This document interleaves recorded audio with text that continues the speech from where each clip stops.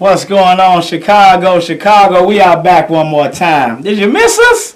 We're back one more time, Community Unity. Now, I'm filling in for the good doctor, Dr. D. Tycoon. She's taking a break today, hanging out with the family. Blessings to you and peace to you, Dr. Tycoon. I'm Pastor Kevin Jones, and I'm filling in, like I said, for Dr. Tycoon, back like I never left. And we are here with the show again, D. Tycoon Show, entitled Community Unity Now. We are on CAN TV, wonderful, wonderful people at CAN TV. Remember, this is a live call-in show, so I want you to look at that number right down there at the screen. D Tycoon, call 312-738-1060. That number again, 312-738-1060. And today, I want to address something that's really like plaguing our city today, and it has been this entire year, has been the past 40 or 50 years now. Excuse me. Is the violence that's going on in our great city, in our communities, where violence is running rampant and things are going on that should not be as they are right now. We've got people making comments and saying certain things when I read the news or check stuff out. I don't really look at the news, but since stuff has been going at the rate it's going, I have to check it out because, in my opinion, it's all propaganda and they're showing us one thing and trying to distract us from another thing. But that's another story. But I'm going to talk about the violence that's been going on in our city. In November, unfortunately, we have reached or have eclipsed the 700 homicide mark in Chicago for the year, and we still have the month of December to go. We have eclipsed, I'm going to say that again, we have eclipsed 700 homicides in November because of the deadly month that we had in November, all the homicides that were going on. It's sad to say that, and I see things, murders that are, happening in our communities and left and right, man. It's like it's non-stopping and continually, and it keeps going, man. It keeps going, and it's gotten so bad, in my opinion, it's like, I try to find when someone has passed away from natural causes, man. I haven't seen or heard of a funeral where someone was just, lived their lives, they were old and they passed away, or someone was sick, and they couldn't win their fight with cancer or win their fight with ailments or illnesses and things like that. But it is murders, man. It's homicides that we have eclipsed 700 homicides in Chicago so far, and it is really sad. I want to have some people call in and chime in and discuss with me about what they think the root of the violence is and how that we as individuals, as leaders, activists, leaders in our community, pastors, teachers, social workers, anybody, just chime in and let me know what you think the root of this violence could be and how that we can come together and solve it. In Chicago's top cop, Superintendent Eddie Johnson, he made a comment in the news, and it was in regards to what President-elect Donald Trump said earlier in the year about Chicago's violence is totally out of control. It's spiraling. It has spiraled out of control. It's totally out of control. So our superintendent, Mr. Eddie Johnson, he made some comments in regards to that comment that President-elect Trump made, Mr. Donald Trump made. But we got callers calling in right now. I want to remind you again, we're on D Tycoon Community Unity Now. Call us 312-738-1060. So I'm going to take this call before I continue with my thought about what Eddie Johnson was talking about. Caller, are you there? Yes, I'm here. How you doing this evening? I'm doing good. I just was calling to talk about, how we can kind of curb the violence in Chicago. I just think if the head of the city would put more finance in the south and west side, where there is so much violence going on, and attention where it's needed in the south and west side for to help bring jobs and also recreation for the children and the youth and better schools and things of that nature, it would be a whole lot different than what it is now. I believe that a lot of the youth out here, we don't have anything to do but lash out at each other. And that's what's really causing, so much violence amongst each other. People don't have jobs and can kind of turn to alcohol, weed, and negative things in the city to do because they're discouraged, they're oppressed and depressed about a lot of things that's going on in this city. you know. And just to kind of touch on police brutality, a lot of people have lost a lot of hope in believing that the police system can even get better because so much disrespect has been taking place. You're absolutely right. I appreciate you calling in, sis, letting us know what you think it is. And I mean, like, you got to understand that when there's no accountability, there will be no trust. So if police are not being held accountable for the things they do, as far as brutality, as far as committing acts of violence against unarmed people of color, then of course we're not going to have trust. We're going to have trust issues. I mean, because the way we got to look at it is life is full of relationships. So even us in our communities and with our police force in our communities, wherever we might be living at, the Chicago Police Department, that's a relationship that needs to be mended. That's a relationship that needs to be healed, because in that relationship there is no trust. So if we can't trust you to do your job, then how can we believe you that believe that there's going to be some accountability handed down when you do the wrong thing? Because like I've said a million times before, whether it's on this show or any other outlet that I've had the privilege of being on and speaking, or heard some of my counterparts or heard some of my brothers and sisters who are out there fighting this thing every day, that are out there letting their voices be heard, we will never trust Chicago police. We will never trust this system in which they operate under, the system that protects them, this system that that leaves us alienated and victimized by the hands of Chicago police when it comes to brutality. And don't get me wrong, when you break the law,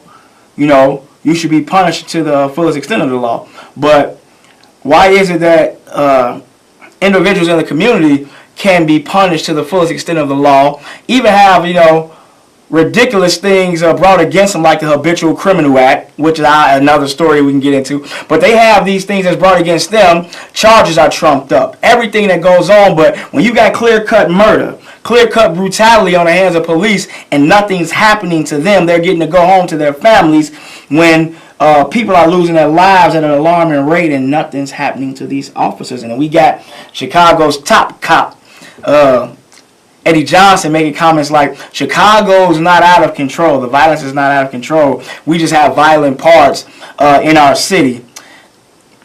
Well, the parts that are violent and the violence is running rampant is the parts that are being mistreated, like Sis was just saying. There's no resources going to those portions of the city, while you're taking monies, millions of dollars, and allocating them in places where they don't really need that, where they're not closing schools, where they're not closing mental health institutions, where they're not you know, robbing us, taking TIF money and all those sorts of things, man. And you're going to see violent reaction. Now, I'm going to take this call before I can move forward with what I was talking about. Call, are you there?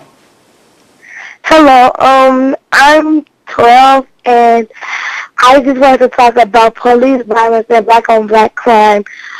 I want to tell you guys how I feel about it. I feel that it's sad that we can't come outside because we're scared either we're going to get shot or we're going to get killed by the police or by anybody else of our race.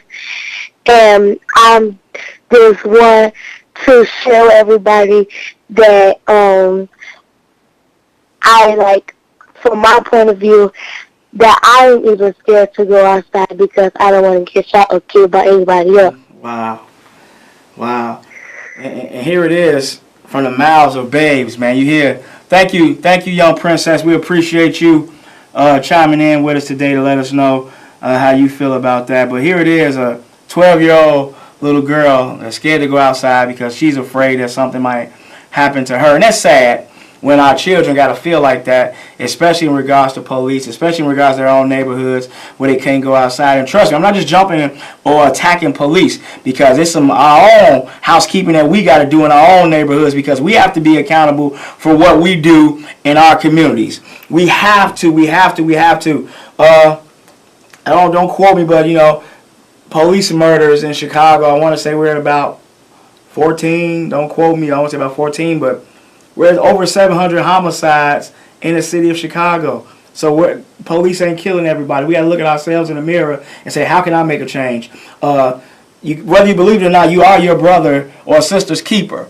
Whether you believe it or not, you got to start looking at life from a different angle, a different perspective, and start realizing that your life matters. Should matter to you first and foremost, but it matters to everyone around you. And like the village mentality has really left us in a community where we don't look at each other as our neighbors anymore. Because some of us don't even speak to our neighbors. Some of us don't even know our neighbors. Some of us won't make our neighbors' children be held accountable for the things that they do. Some of us won't let our neighbors allow us to be held accountable for the things that we do. So we got to change some of the things that's going on within our own communities and within our own households. And trust me, I understand that it's a systemic thing. I understand that when you close schools, when you don't allow resources into the community, that things happen and violence erupts and stuff goes on. I got people calling the line, blowing it up. I'm glad you're using that number right there at the bottom of the screen, 312-738-1060. Go ahead and send another caller through. Let's see what we got to talk about right now. Yes, I just wanted to first thank you for being bold enough to even talk about this subject. You know, a lot of people are even scared to even talk about violence in the Chicago land now because everything is just going chaotic nowadays. But I just want to thank you first of all for that. But I wanted to say that, you know, I think that we can change, you know, the violence that's going on if we put more love in the community. You know, I think our communities have lost the love for the young people, you know, because we're scared. You know, we're scared to talk to them and mentor them and things like that. And a lot of things, to me, they need guidance. Yes. You know what I'm saying? A lot of people are scared to give guidance now because of what's going on in the land and, you know, different things of that nature. But I think that, you know, we can put more community programs together for our young black men, you know what I'm saying? Absolutely. Also incarcerating when they get out, something that they look forward to as jobs and things like that. You know, sometimes you don't have nothing to do. So your mind be idle, you know what I'm saying, and you start doing other things, you know, that interest you, which is sad, but, you know, to be honest, you know, them out there doing what they see everybody else doing interests them. You know, so I just feel like you need to put more stuff out there for them to do, you know what I'm saying, to occupy their minds and start showing more love in the community, and I honestly believe it'll get better. Thank you so much, brother, for calling, letting us hear sharing your point of view with us. I thank you so much. I'm just trying to do my part on one person, but, I mean, God used one person in the Bible to bring a whole nation of people, you know, out of captivity. So don't look around and say, I got to wait on the next person. I got to wait on my neighbor to do this or do that. You can make a difference. You can make a difference. Your voice can be heard. Your voice does matter. But what we got to realize, too, is I want to touch on something. Like in November, one of the most violent months we had all year, 77 people murdered, 389 people shot in the city of Chicago. 77 people murdered in November in Chicago. 389 found a bullet in their body some way, shape, form, or fashion. Ridiculous. Ridiculous. So what I want you to realize is, I know a lot of people holler about, like, you know, Black Lives Matters, All Lives Matter, Blue Lives Matter, you know, and when Black Lives Matter came about, was awesome, by the way. I love Black Lives Matter. I love what they stand for. The real Black Lives Matters. The people that's out there, the brothers and sisters out there working to make a difference, to make our voices be heard, to let other people know that we do believe in that all lives do matter. But until a black life matters to those people who are taking them away on a daily basis, it's impossible for us to focus on anything else but that. You know what I'm saying? So, and it's not just with police brutality and violence. I'm going to reiterate that. It's about violence going on in our own communities, in our own homes, with our own people. So if you know people in your house are bogus and doing the wrong things, you know what I'm saying, you got to check that problem. You got to get that straight. No, you can't take care of your own house, it says in the Bible. If a man can't take care of his own house, he worse than an infidel. But what I want to convey to us is right now, because what happens is we are living in an era and time and in communities where hope has been lost. Hope has been lost. We have lost hope that this is all we'll have. This is all that'll come to us. This is what we were destined to be, whether it's an addict, whether it's a pimp, a prostitute, a drug dealer, gangbanger. We have let media and other outlets program and desensitize us to, you know what I'm saying, who we are, what we can be, because we don't know who we are, where we come from, and what was given to us, and like how our heritage and our ethnicity and our culture was stolen away from us, and we was forced us to have this culture and this and the things in which we live right now. We can't continue to complain about it. We got to make change about it. But don't ever lose sight of the fact that these are things that happen. These are things that happen. We were forced into ghettos. They were made the way that they are made right now. And we were put into a place where we had to be violent. I mean, let's be honest, America is the most violent country in the world, and it was built on violence. It was predicated on violence. So when you have backed a dog, for instance, into a corner, and you have beaten it and mistreated it and neglected it for so long, it's only going to be so long before that dog bites back. So you got to understand that the violence that occurs in our communities is not because we want it to happen. It's because it's a byproduct of what's been happening to us. Caller, are you there? Yes, I'm here. I wanted to talk about this shirt you got on. Oh yeah, Laquan. I see the name Laquan, and I was wondering, is that Laquan McDonald? Absolutely. That's about the fallen prince, Laquan McDonald, the sacrificial lamb. Absolutely, sis. It says Laquan Law, effective immediately. I want to give a big shout out to my good friend, Brother William Calloway, him and myself. Hello? Yeah, can you hear me? Yeah, I'm sorry. And can you tell us the status of the Laquan Law as well, and how things is going with that, and what is the Laquan Law? Well, Laquan Law is recall legislation that was implemented to recall the mayor of Chicago, the city council, and as well as the state's attorney's office, because those are the three entities that failed us when it came to Laquan McDonald to cover up the blood money. They failed the people of Chicago when it comes in regards to that. And Laquan McDonald, as you might know, a lot of stuff was going on, but his video being released led to a landslide of other videos coming forth. And Brother William and Brandon Smith, they worked tirelessly to get that video released, and now so many other people that have come into the movement doing things we like. Laquan Law, Brother William and myself, we created Laquan Law, and it actually went down to Springfield the week before Thanksgiving, and I had open session, had a hearing, and unfortunately we didn't get enough votes to bring it out of to bring legislation out into law. But it is not dead. It is still there. It's just tabled, and we will get what we need to make it work. So Mike Madigan, if you're watching and you're listening right now, we need you to make this happen for us before this year is out. We still gonna press. We still gonna fight. I want to thank William, Camilla, all the other brothers and sisters that went down there and they fought all day lobbying down in Springfield while they were in session to get Laquan's Law, out of that committee that it shouldn't have been in the first place. But the legislation will come forth because it is sent by God. It is awesome. It is something that we need terribly in this in our city, and we won't stop until we get that. And to all you representatives who thought you played us, you just played yourself. You just committed career suicide. Art Turner, we're not sleeping until we get you out of office because you lied to us. LG Sims, we're not going to rest until we get you out of office because you lied to us. Barb Curry, you will see us at your doorstep. All of you all who thought you tried to play us and thought you shot down Laquan's Law, it is not going anywhere. It will be back, and we will have it, and it will go forth. And all of them and everybody, if you're not doing your job, you will be out of those seats. So Laquan's Law is still up. It is still running. It will be, and it will do what it was intended to do. So shout out, like I say, William Calloway, Camilla Williams. I love you, girl. I love you, sis. Love you, bro. Everybody that made it down there, Pastor Brian, Rep Duncan. I appreciate, man, the fight you put through. Rep Sonia Harper, co-sponsoring the bill. I appreciate you all, and it is not over. But Art Turner, it's a wrap for you. LG Sims, it's a wrap for you. You will not represent the people anymore. We will let Lawndale know that we don't want Art Turner. He does not represent you. He does not want the best for you. LG Sims, we're not even going. But that's another story. But that's what Laquan's Law is, and we're going to stick on that. I got an event coming up, y'all. Not me, but my boy Lamar Record, who went down to protest the North Dakota Access Pipeline. He wants you to do the same for our indigenous brothers and sisters down there in North Dakota.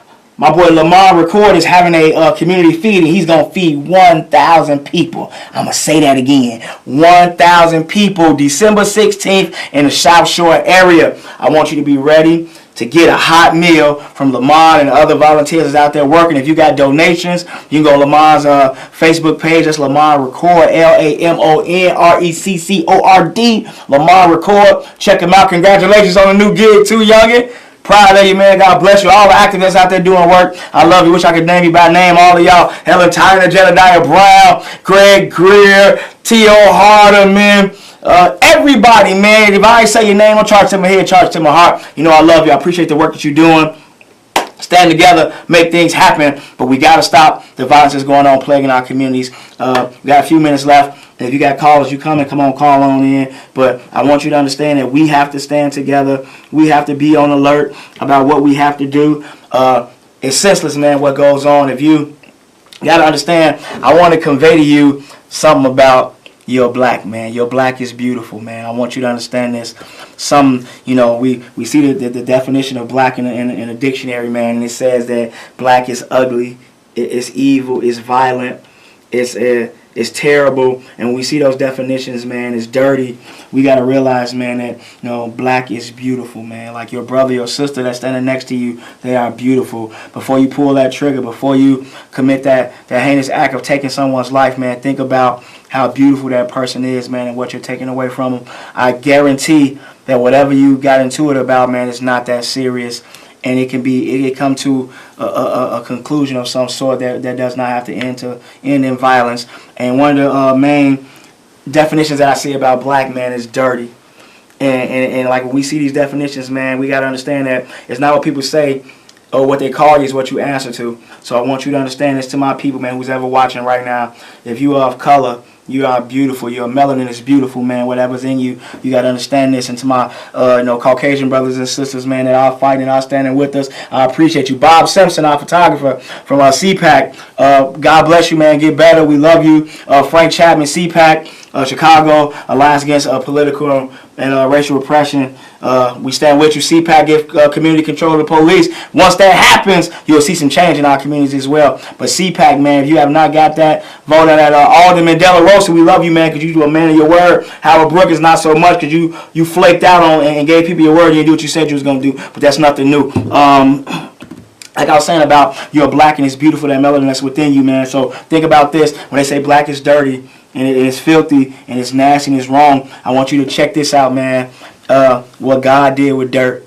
And this is what's so beautiful to me, man. Why I love, that man, Christ, man. Look, God took dirt, right? And he took dirt and he brought life from dirt. So what I want you to realize is no matter how dirty you are, no matter what your past is, what your present is, your future is going to be so much brighter because God loves you too much to leave you in a situation that you're in. But you got to love yourself enough to know that you don't have to be in the situation that you are in. You can do more. You can do better. You can love your neighbor, but first start loving yourself. But what he does with that dirt, he brought life from it. So whatever's on you that's bad, that's wrong, that's dirty, that's filthy, or what society says about you, don't you believe it. You got to understand that same dirt that's on you, God can bring life from it, man. He can bring life from it, man. So you got to speak life into you. I'm speaking life into you right now. We got a few more minutes, man, but I want to encourage you all that stuff is going to change. Violence is going to stop, but it starts with us. Start looking at yourself differently, man. You'll start looking at your brothers and sisters differently. I'm challenging us today. We got all these challenges on Facebook, the Hot Noodle Challenge, on social media. We got this challenge. We got that challenge. We got this challenge. Like somebody said earlier, I want to have a love challenge. I want to challenge everybody that's watching me. If you're on social media, watching via the internet on Can TV's website, I want you to have the love challenge, man. I want to challenge you to love yourself. And I want to challenge you to love someone else. It's easy to love someone that you like. To love someone that you're cool with. Go find somebody that you might have had an art with. Go find somebody that you might have been into it with. Go find somebody that's less fortunate than you are, that doesn't have a house, that doesn't have money. That might be under those overpasses, that might be in those gas stations begging for change. I'm challenging you that's at those restaurants. I'm challenging you to love somebody today. I'm challenging you to do that. That's the best challenge that we can have ever. And I guarantee the small things, man, lead to something so great. And I got to wrap it up, but I want to thank you all for joining me today. We'll be back here again on Can TV at D Tycoon. We love you. Thank you for letting me hold it down. I'm your boy, Pastor KJ. As always, man, I love you. God loves you. There's nothing you can do about it. Community unity now. Y'all see the sign? Let's start acting on that. Blessings, man. Peace to you. We'll see you next time. Same station, same time. Can TV, we appreciate you. Bless. Peace and to you.